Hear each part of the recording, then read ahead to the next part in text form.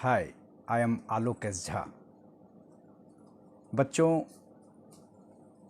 आज बहुत सारे आप लोगों में से लोग ऐसे होंगे जो आज प्रीलिम्स दे के आए होंगे, थके होंगे और शायद आज के प्रीलिम्स के क्वेश्चन को देख के ये समझ रहे होंगे कि शायद हम लोग क्वालिफाई हो पाएँ या नहीं हो पाएँ। मैं अपने एक्सपीरियंस से आपको बता सकता हूँ कि आपको बहुत ज़्यादा नेगेटिव नहीं सोचना चाहिए। क्वेश्चंस लेंदी थे, कुछ क्वेश्चंस बहुत ही टफ थे। हिस्ट्री में भी बहुत सारे क्वेश्चंस टफ थे, बाकी एरियाज़ में भी क्वेश्चंस टफ थे और जिस कारण से कट ऑफ लो होगा ये आपको सभी सीनियर बताएंगे, सभी टीचर्स बताएंगे कि कट ऑफ लो होगा। ऐसा कई बार होता है बच्चा, मुझे भी याद है मेरे एक दो अटेम्प्ट में राइट बायोलॉजी से बहुत सारे क्वेश्चन पूछ लिए गए थे और हमारी हालत ख़राब हो गई थी। तो ये नॉर्मल बातें हैं कि क्वेश्चंस टफ आता है कभी कभार, लेकिन उससे फ़र्क नहीं पड़ता। अगर मैं केवल आज हिस्ट्री की बात करूं तो हिस्ट्री के 21 क्वेश्चंस थे, है ना। 20 थे और फिर एक और था, 21 क्वेश्चन टोटल आप मानेंगे। और ये 4-5 सालों में सबसे ज़्यादा क्वेश्चन माना जाएगा हिस्ट्री के क्वेश्चन। और मैं आपको ऑनेस्टली बताऊं तो हिस्ट्री के क्वेश्चंस टफ माने जाएंगे, है ना। इजी तो कोई नहीं कहेगा, अगर कोई इजी कहता है इन क्वेश्चन को तो शायद मजाक कर रहा हो, है ना। तो क्वेश्चंस टफ थे, लेकिन इन क्वेश्चंस में भी अगर आपने अपने आप को अप्लाई किया है, आप घबराए नहीं हैं, तो 13-14 क्वेश्चन तक मुझे लगता है कि आपसे हो जाएगा, है ना बच्चा। तो क्योंकि बहुत सारे क्वेश्चन ऐसे थे जो केवल अंडरस्टैंडिंग पे आप कर सकते हैं, आप देखेंगे तो आपको बिल्कुल घबराना नहीं चाहिए, है ना। और 4-5 क्वेश्चन तो बहुत ही ज़्यादा टफ थे, है ना। उसका आंसर देना किसी के बस की बात नहीं है। तो ऐसा कभी कभार होता है ना। कभी हिस्ट्री टफ, कभी ज्योग्राफी टफ, कभी इकोनॉमी टफ, ऐसा होता है। ठीक, तो आप मेंस की तैयारी शुरू कर देंगे। आज सो जाइए और कल से लग जाइए, है ना, मेन एग्जामिनेशन की तैयारी के लिए। बहुत सारे ऐसे लोग मुझे आज सुन रहे होंगे जो अगली बार या उसके बाद यूपीएससी का एग्ज़ाम देंगे। तो आपको भी घबराना नहीं है कि इस तरह का क्वेश्चन पूछा जाता है, कभी कभार इस तरह का भी क्वेश्चन पूछा जाता है ना, ये समझना है। तो जो यूपीएससी की तैयारी करते हैं तो इन सब चीज़ों से, है ना, अपने आप को एडजस्ट कर लेते हैं, अडाप्ट कर लेते हैं। ठीक, तो बिना आपका समय बिताए, है ना बच्चा, तो मैं ज़रा देखें कि किस तरह का क्वेश्चन आया है ना। ज़रा देखा जाए कि किस तरह का क्वेश्चन आया है। फाइन, चलते हैं। तो पहला जो क्वेश्चन है, ज़रा देखिए, इस क्वेश्चन को देखिए। पहला जो क्वेश्चन है, तो इस क्वेश्चन में कहा गया है कि consider the following assertion in the Pleistocene period either the Yamuna once flowed into the Indus or the Satluj flowed into the Yamuna and one major tributary of either had shifted from Ganga to the Indus or vice versa. Which of the is or are the basis of the above assertion? बच्चा, ये question देखने से बड़ा tough लगता है। क्या पूछ दिया प्लेस्टोसीन के बारे में? ऐसा कुछ नहीं, आपको डराया जा रहा है, ऐसा कुछ नहीं है। आपको अगर एक जनरल सेंस है क्वेश्चन का तो आपको डरने की कोई बात नहीं है। इस असर्शन का बेसिस क्या है पूछ रहा है, जरा इसको सोचिए। नंदी सूक्त ऑफ द ऋग्वेद, नंदी सूक्त में ऋग्वेद की चर्चा है ना। नंदी सूक्त ऑफ ऋग्वेद में रिवर्स की चर्चा है। हम लोग क्लास में बात करते हैं ना, कई रिवर्स हैं नंदी सूक्त में, है ना। इस पर भी एक क्वेश्चन अलग से पूछा है इन्होंने। तो इसमें रिवर्स की चर्चा है, तो इसमें तो राइट, इस असर्शन को नहीं हम लोग इस नंदी सूक्त के बेसिस पे कह सकते हैं। राइट, द exploration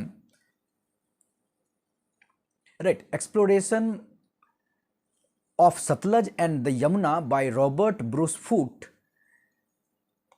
फाइन, ये भी बेसिस नहीं हो सकता है, क्योंकि Robert Bruce Foote south India में काम करने के लिए बने हुए थे। राइट, उन्होंने काम किया था। रॉबर्ट ब्रूस फूट को आप जानते होंगे, he is right? Work, he is known for working on Palvaram, right, Atiram Pakkam area. So वो इन एरिया पे, साउथ पे जनरली काम किया है, तो ये भी है ना सही नहीं होगा। तो पहला और दूसरा तो आप सही नहीं मानेंगे अगर आप देखें तो कोई ऑप्शन नहीं है।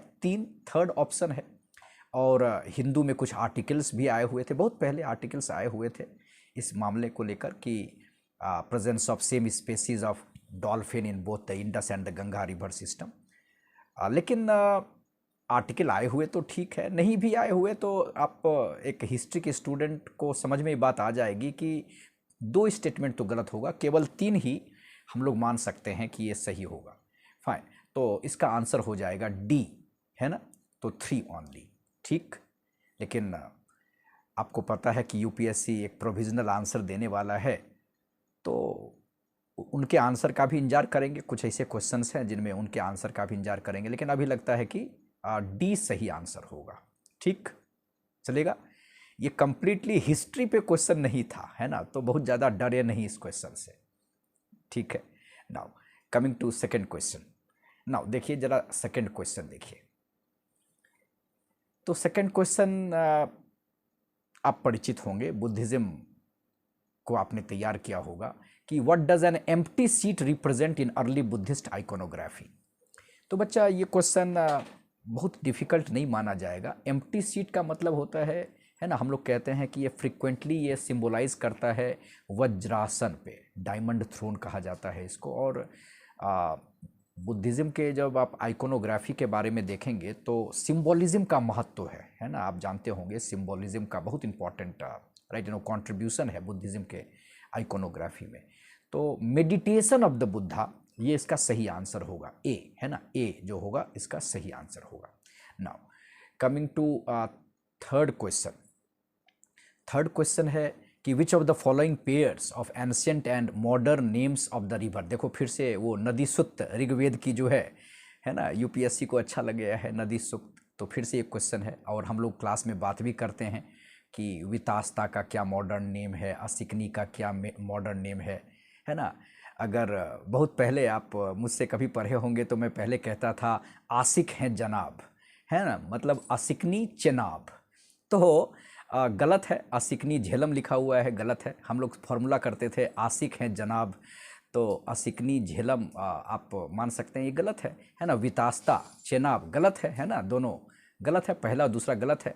तीसरा पुरुषनी रवि बिल्कुल सही है, आप सब इस बात को जानते होंगे, बैटल ऑफ राइट दशराज युद्ध तो आप सब ने सुना होगा। तो थर्ड तो सही है, इसमें तो दो राय नहीं। और यव्यवती, ये आपने नहीं सुना होगा, ये नॉर्थ वेस्ट का रिवर है, झोब रिवर है अफगानिस्तान में, ये उससे मेल खाता है झोब रिवर, तो शायद आपने नहीं सुना हो। लेकिन परुष्णी तो आपने सुना होगा, यही एक सही है ना। ब्यास तो आप जानते हैं, विपास ब्यास, है ना। तो परुष्णी रवि ही एक सही लगता है। तो इसका आंसर क्या हो जाएगा, अगर 3 ओनली है चॉइस में, हाँ जी 3 ओनली है चॉइस में, तो इसका आंसर हो जाएगा 80, ठीक। तो ये क्वेश्चन तो आसान है ना, कर सकते हैं इसको, फाइन। नेक्स्ट क्वेश्चन है विच of the following statement on the Amravati stupa and it's chief sculpture is और आर करेक्ट। बच्चा कई बार हम लोग क्लास में ये बात करते थे कि अमरावती न्यूज़ में था, है ना, अमरावती न्यूज़ में था, क्वेश्चन तो तय था, इससे पूछना था, है ना। कई बार अमरावती से क्वेश्चन पूछा भी है ना, और मैंने आपको कहा भी था, है ना, कि अमरावती हमेशा इम्पॉर्टेंट है। और जब हम लोग स्तूपा की बात करते थे तो मैंने कई बार ये शब्द यूज़ किया है, जो आप मुझसे पढ़े होंगे आर्ट एंड कल्चर अगर, तो आप जानते होंगे हम लोग बार बार अमरावती को कहते थे महास्तूपा, महास्तूपा। तो ये सबसे बड़ा स्तूपा माना जाता है, सांची से भी बड़ा स्तूपा माना जाता है, कृष्णा वैली आंध्र में है। तो ये सारी चीज़ें आप जानते होंगे बच्चा, है ना, भूल गए हों वो अलग बात है, लेकिन जानते होंगे। तो पहला स्टेटमेंट है it was located in the lower Krishna valley, तो ये तो सही हो जाएगा ना। दूसरा in India it was next only to the Sanchi stupa in size, नहीं ये गलत हो जाएगा, है ना, तो सेकंड गलत हो जाएगा। और तीसरा the Amaravati school of sculpture made a lasting impact on the later South Indian sculpture. तो नेचुरली आप समझ सकते हैं कि यहाँ से हमारा कल्चर जो है सातवाहन पीरियड से, आप जानते होंगे कि हमारा कल्चर साउथ ईस्ट एशिया में, है ना, श्रीलंका में पॉपुलर हुआ, तो ये थर्ड भी सही है। तो इसका आंसर हो जाएगा 1 एंड 3, चॉइस हो जाएगा बी, है ना, 1 एंड 3 हो जाएगा आंसर। ठीक है, डन। नाउ नेक्स्ट क्वेश्चन देखते हैं। नेक्स्ट क्वेश्चन है विच of the following pairs of the king and his dynasty in early historical Tamilakam is not correctly match. तो ये संगम एज से है। तो संगम एज के क्वेश्चन को देख के ही हम लोग डरते रहते हैं, लेकिन मैंने कहा था कि संगम एज, चोलाज, विजयनगर, ये सारे क्वेश्चन बार बार पूछे जाते हैं, टिपिकल क्वेश्चन पूछे जाते हैं। ये क्वेश्चन उतना डिफिकल्ट नहीं है ना। जो कोई भी चोला पीरियड, चेरा पीरियड, पांड्य पीरियड को तैयार करता है वो सेन गुट्टवन को जानता रहता है। रेड चेरा, है ना, आप सुना होगा आपने, रेड चेरा, पत्नी कल्ट। तो सेन गुट्टवन तो सही है। जो दूसरा राजा है उदयन जेराल, ये भी चेर राजा है, लेकिन ये चोल दे दिया गया है, तो ये तो गलत हो जाएगा। और नेदुनजेलियन पांड्य, ये सही हो जाएगा। तो मुझे लग रहा है कि सेकंड वाला गलत है, तो पहला और तीसरा सही होगा। तो आंसर हो जाएगा, है ना। तो क्वेश्चन पूछा जा रहा है कि select the correct answer you below, answer from code below. इसमें क्वेश्चन हो जाएगा नॉट करेक्टली मैच, है ना। नॉट करेक्टली मैच में कौन नॉट करेक्टली मैच्ड है? तो 2, है ना, 2 नॉट करेक्टली मैच्ड है। चोला वाला तो नहीं होगा ना, तो 2 नॉट करेक्टली मैच्ड है। ठीक, तो ये भी ध्यान रखिएगा, correctly match, not correctly match, तो ये आपको तैयार रहना चाहिए। नेक्स्ट क्वेश्चन में चलते हैं बच्चा। नेक्स्ट क्वेश्चन में क्या है, देखो कि which of the following factors contributed to the formation of the forward bloc by Subhash Chandra Bose in 1939। ये मॉडर्न इंडिया से क्वेश्चन है। मॉडर्न इंडिया का क्वेश्चन रिलेटिवली इजी है ना। मॉडर्न इंडिया का क्वेश्चन अगर आपने ग्रोवर पढ़ा हुआ है या स्पेक्ट्रम ठीक से पढ़ा हुआ है तो सारे क्वेश्चन आपसे हो जाएंगे, है ना। फाइन। तो आप सब जानते हैं कि सुभाष चंद्र बोस कांग्रेस के मेंबर थे। उन्होंने कांग्रेस में, राइट, कांग्रेस के प्रेसिडेंट के रूप में भी भूमिका निभाया था। आपको याद होगा कि 1939 में त्रिपुरी क्राइसिस हुई थी और प्रेसिडेंट को लेकर एक, है ना, क्या कह सकते हैं, आपके गैप भी हो गया था महात्मा गांधी और सुभाष चंद्र बोस के बीच में। पट्टाभी सीतारमैया का मामला आपको याद होगा। और जब पट्टा सीताभी रमैया हार गए तो गांधी जी ने कहा था कि पट्टाभी सीतारमैया की हार मेरी हार है। तो नेचुरली सुभाष चंद्र बोस को बुरा लगा था और सुभाष चंद्र बोस कांग्रेस से अलग हो गए थे और उन्होंने फॉरवर्ड ब्लॉक खोला, है ना। और सुभाष चंद्र बोस हमेशा से सोशलिस्ट विचारधारा के लोग रहे थे, तो उनको सिंपैथी थी, है ना, उनके लिए सिंपैथी थी कम्युनिस्ट के बीच में भी। तो ये जो फॉरवर्ड ब्लॉक बना था ना, ये सारे सोशलिस्ट कम्युनिस्ट विचारधारा के लोगों का एक कॉमन मंच के रूप में ये उभरा था। ये सारी बातें आप जानते होंगे। अगर उस कॉन्टेक्स्ट में क्वेश्चन को देखेंगे तो आप स्टेटमेंट को समझ जाएंगे। जरा देखिए क्या क्या स्टेटमेंट है, कहानी थोड़ी समझ गए आप।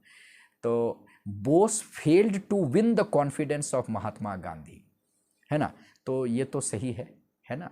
The Congress left was disunited and failed to support Bose, नहीं, Congress left they were disunited, fine, तो ये भी सही है, राइट। कांग्रेस लेफ्ट तो डिसयूनाइटेड था and they failed to support Bose.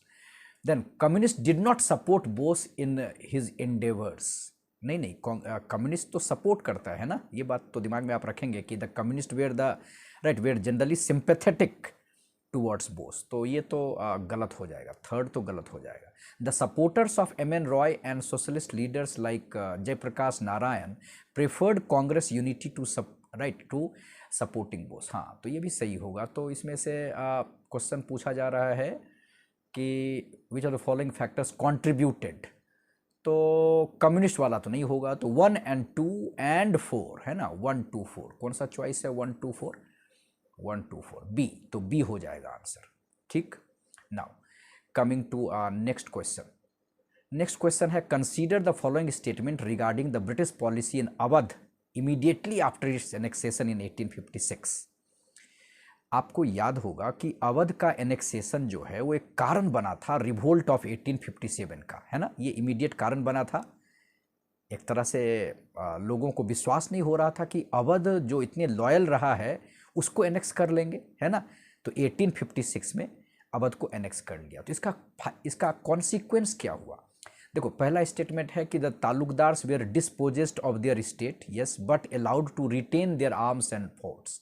आपको समझ में आ जाएगा कि ये गलत है ना, they were not allowed to retain their arms and forts, है ना।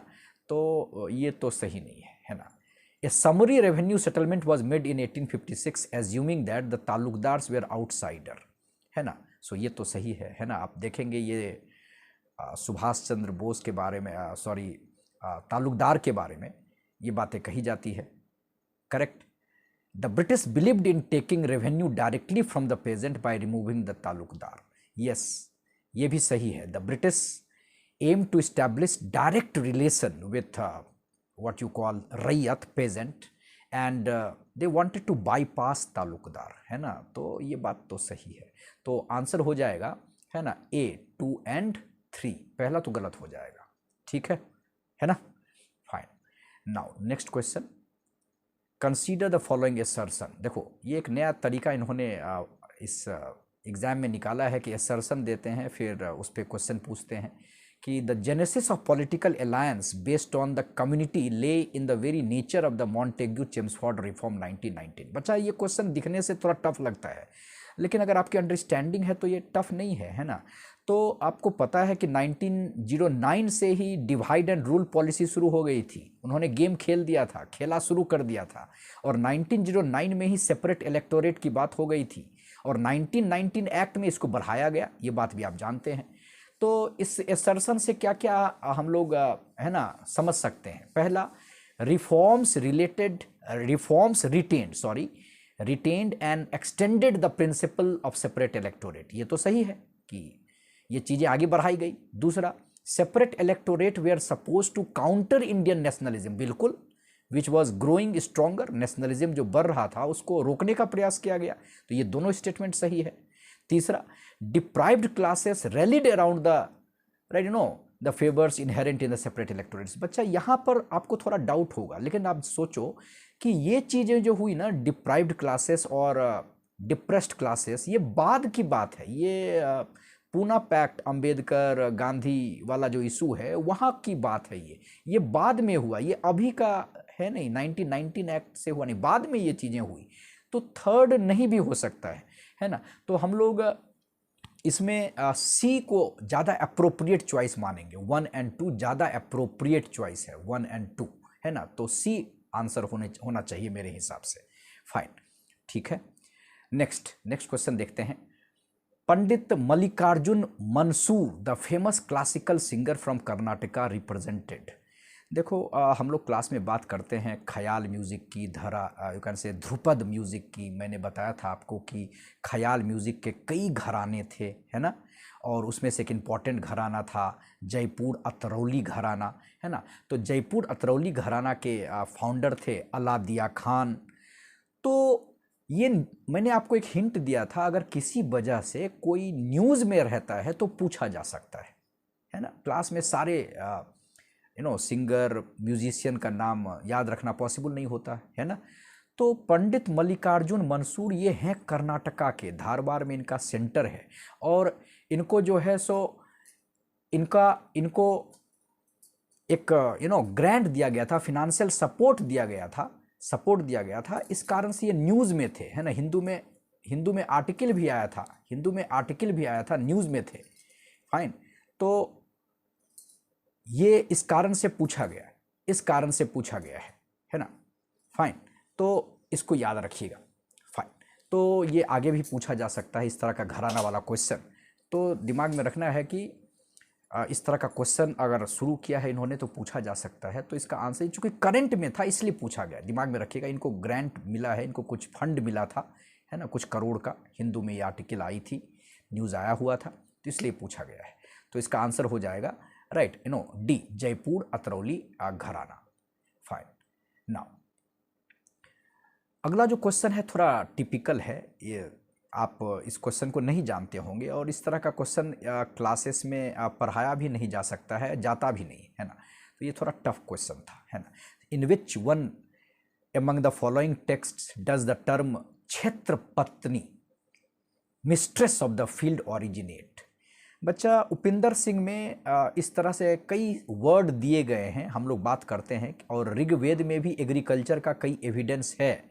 लेकिन ये जो टर्म है क्षेत्रपटनी, ये ऋग्वेद में नहीं है ना। हम लोगों को इंतजार करना चाहिए यूपीएससी के आंसर्स का, लेकिन मुझे लगता है कि ये अथर्ववेद, ये फोक ट्रेडिशन है और ये अथर्ववेद से ये लिया गया है। तो मुझे लगा कि अभी ये आंसर आप अथर्ववेद को ही सही मानिए, लेकिन यूपीएससी के आंसर को हम लोग वेट करेंगे, ठीक है।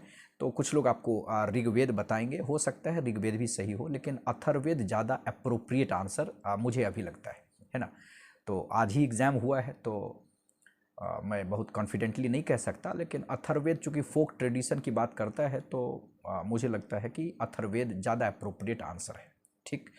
चलते हैं, ये फैक्चुअल है ना, ये क्वेश्चन फैक्चुअल है। Next, which one of the following Carnatic music ragas is similar to raga Bilawal in Hindustani music. मैंने आपको बताया था कि बहुत सारे ऐसे कर्नाटिक म्यूजिक में राग हैं, है ना, जो हिंदुस्तानी राग से मेल खाते हैं, है ना। जैसे भैरवी जो है राग है वो अस्वरी से मिलता है, जैसे हनुमतोदी ये तोडी से मिलता है। उसी तरीके से ये जो बिलावल राग है ना, ये राग बिलावल जो है, इसका आंसर हो जाएगा धीर शंकर भरणम, राइट। सो इसका आंसर डी हो जाएगा। लेकिन ये भी टफ क्वेश्चन है बच्चा, है ना। ये अगर मैं कहूँ कि ये बहुत आसान है, ये सबको आता होगा या आता हो है, ये नहीं आता है ना। हाँ, ये क्वेश्चन सबके बस की बात नहीं है। तो डी आंसर हो जाएगा धीर शंकर भरमन, ठीक, फाइन। नेक्स्ट क्वेश्चन है, the artificially fixed rupee sterling exchange rate prescribed by Hilton Young commission. ये भी आपके राइट ज़्यादातर आपके नोट्स में आपको दिख जाएगा ये। और इसका भी उद्देश्य इम्पेरियल था। अगर आप नहीं भी जानते हैं तो ये नेचुरली इसका उद्देश्य ब्रिटिश इंटरेस्ट को सर्व करना होगा, है ना। और जो ये बता रहे हैं ये कमीशन, वो नेचुरली ये सारी बातें दादा भाई नौरोजी बहुत पहले बता चुके थे, दादा right drain of wealth theory में। तो इसका आंसर हो जाएगा ए, है ना। So adding the flow of remittances. तो अगर आप अपने आप को अप्लाई करेंगे तो आप समझ जाएंगे कि इसका केवल ए ही चॉइस राइट बेस्ट आंसर हो सकता है। Done, fine. तो नेक्स्ट क्वेश्चन देखते हैं। नेक्स्ट क्वेश्चन है, कंसीडर द फॉलोइंग स्टेटमेंट्स, है ना। Pali texts contain the first definite reference to coins, है ना। पाली टेक्स्ट में बहुत सारे कॉइन्स की चर्चा है, कहापन, निक्षा, कामसा। आपने ये सब उपिंदर सिंह में है ना। अगर आपने उपिंदर सिंह देखा हुआ है तो आपको ये आसान लगेगा। The literary evidence from Pali text is corroborated by archaeological evidence of punch mark coins from many sites, है ना, मेड ऑफ सिल्वर। ये सारे इंपॉर्टेंट एविडेंस हैं जो बताते हैं कि कैसे अर्बनाइजेशन हो गया था, है ना। सेकेंड अर्बनाइजेशन की बात करते हैं, और कैसे मोनेटाइजेशन, है ना, मनी इकोनॉमी का जन्म हो गया था। तो ये दोनों सही होगा, अर्बन लाइफ और मनी इकोनॉमी। तो 1 and 2 बोथ, तो बी हो जाएगा इसका आंसर, है ना। बी, इसका आंसर बी हो जाएगा, बोथ एंड 1 and 2, है ना। तो अगर आपको थोड़ा सा कंसेप्ट है तो आप समझ जाएंगे कि ये सेकेंड अर्बनाइजेशन की बात हो रही है इसमें, है ना। तो वहाँ पर मोनेटाइजेशन भी शुरू हो गया था, है ना। Transition to money economy, transition तो होना जरूरी शुरू हो गया था।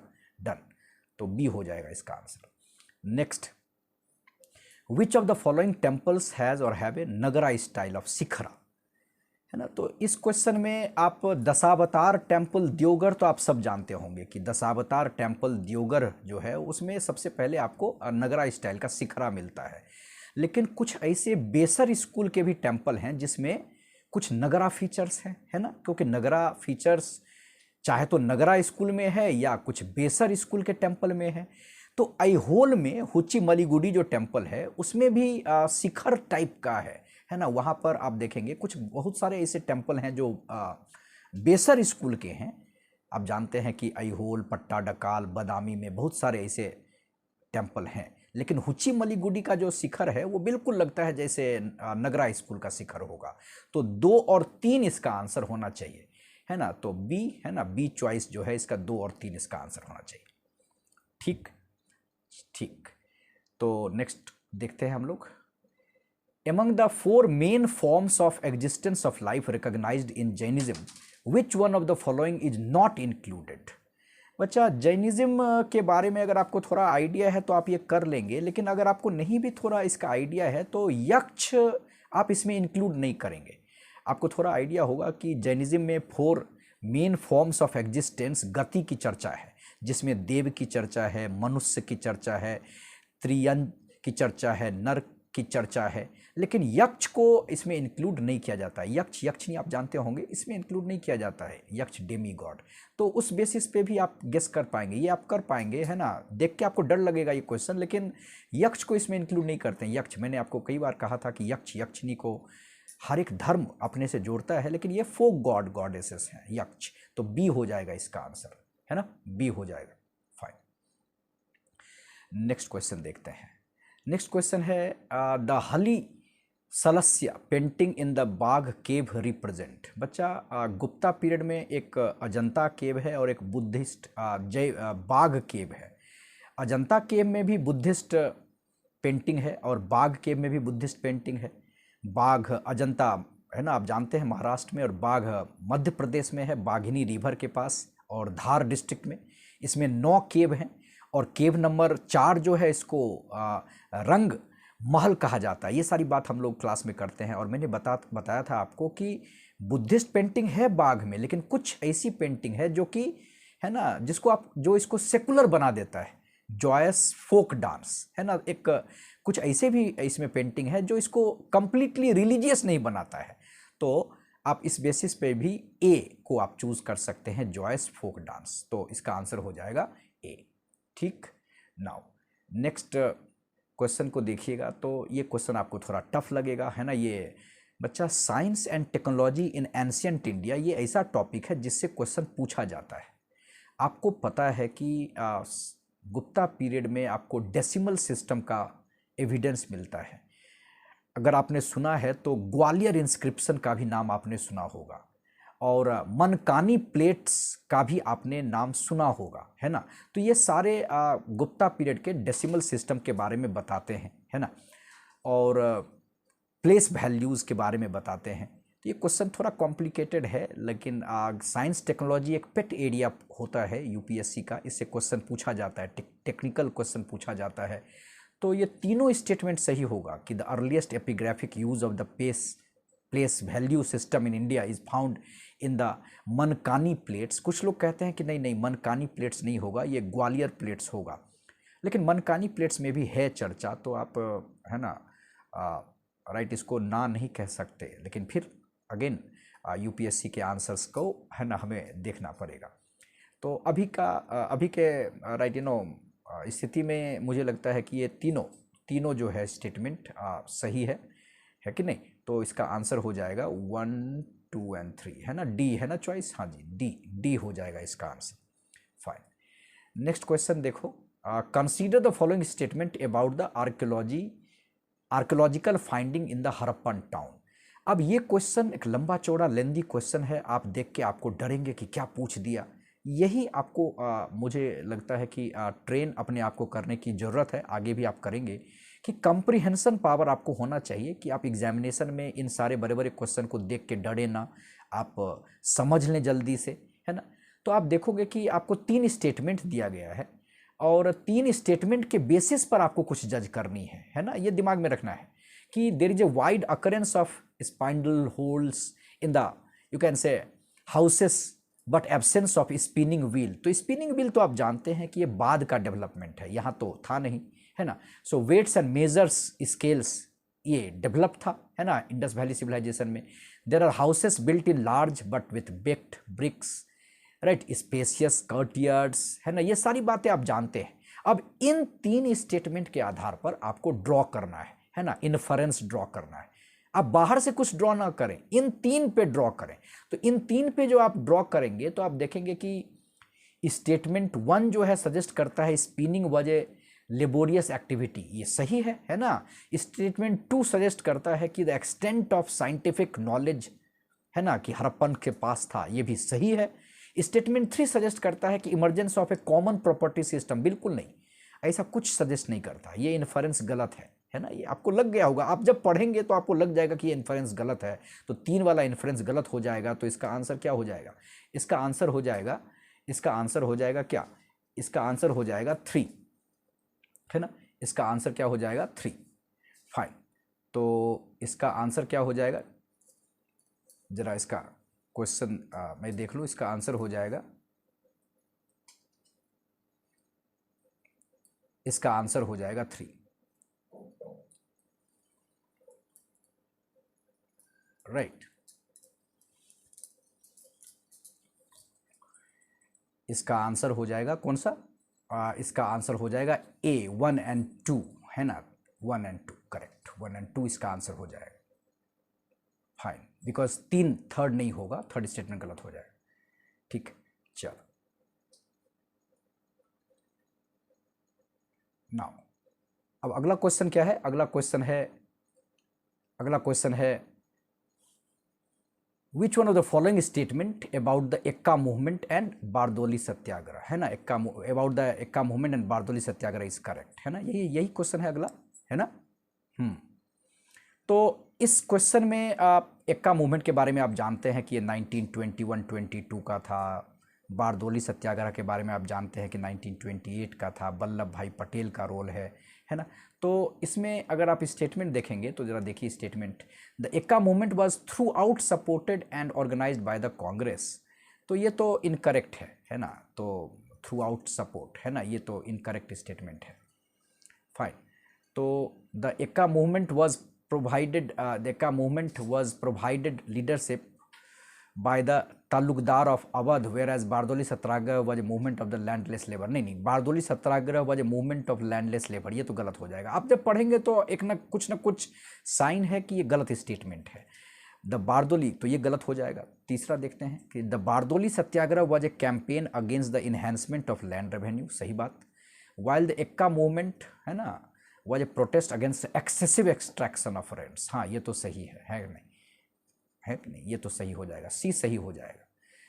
Right, D, the Eka movement was located in the Varanasi and Mirzapur district of the present day UP, while the Bardoli Satyagraha took place Saurashtra. नहीं, ये तो गलत हो जाएगा, है कि नहीं, क्योंकि एक्का मूवमेंट आपको पता है कि ये राइट हारदोई बहरीच एरिया में था, तो ये तो गलत हो जाएगा। चलो, तो इसका आंसर हो जाएगा C. Fine, next, consider the following statement about the Rigvedic period. Again Rigvedic period से काफ़ी प्यार है यूपीएससी को, ऐसा लगता है। और आपने देखा होगा कि मिडेवल पीरियड से क्वेश्चन नहीं पूछा गया है ना, एंशियंट से क्वेश्चन पूछा गया है, और वैदिक पीरियड छाया हुआ है ना, ऋग्वेदिक पीरियड। तो ऋग्वेदिक पीरियड में देखो, जैसे ये क्वेश्चन है, ये क्वेश्चन दिखने से थोड़ा टफ लगता है कि क्या पूछा है, लेकिन आप ड्रॉ कर सकते हैं, इसमें कोई इन्फॉर्मेशन की जरूरत नहीं है। अगर सिंपल अंडरस्टैंडिंग है तो आप ड्रॉ कर सकते हैं। Irrigation from wells allowed agriculture to expand, है ना, हमारे पास ये सारी चर्चा है। Draught animal power was employed to drop water you can say out of the wells. चलो ठीक, which of the following information supports the above statement. अब इस बेसिस पे क्या क्या स्टेटमेंट आपको ये करना है कि there is evidence in the Rigveda of the use of राइट आसम चक्र स्टोन पुली व्हील, है ना, और आहब strapped wooden pairs to drop water. ठीक, चलो ये मान लिया, ये दो स्टेटमेंट के बल पर ये स्टेटमेंट मान लेते हैं। Mention has been made in the Rigveda of the use of implements like parasu kulisa. ये आप ये स्टेटमेंट इन दोनों स्टेटमेंट के बेसिस पे नहीं मान सकते, तो दो नहीं मान सकते। तीसरा, there is a history of use of aux even before the Rigveda. चलिए ठीक, for ploughing the land pulling the carts, ठीक, ये सही।